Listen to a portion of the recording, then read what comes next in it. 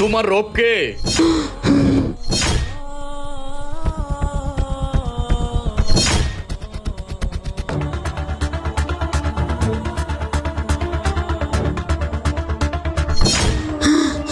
আল্লাহ। তোমার দিন কি? ইসলাম। তোমার নবী কে? হযরত মুহাম্মদ সাল্লাল্লাহু আলাইহি সাল্লাম। যাও, তুমি জান্নাতে চলে যাও, তুমি আল্লাহ তাআলার একজন নেককার বান্দা। হে আল্লাহ, তুমি সর্বশক্তিমান। এই তোমার রব কে? আরে বাবা, ওরে বলস না কেন? 20টা ট্যাবলেট ওই জায়গায় দিয়ে তারপরে আইতো।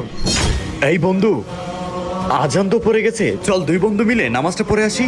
তোর নামাজে তুই যা, দেহস না এই জায়গায় ঝামেলা লাগছে। বন্ধু, একদিন তোকে আফসোস করতে হবে এই নামাজ না পড়ার জন্য। আমি জানি না তোর দিন কি? আমি কিচ্ছু জানি না। তোর নবী কে? আমার এসব মনে নেই। যা, তুই জাহান্নামে চলে যা, তুই আল্লাহ তাআলার একজন পাপিষ্ঠ বান্দা। আমাকে জাহান্নামে দিয়েন না, আমি জাহান্নামের কঠিন আগুন সহ্য করতে পারবো না।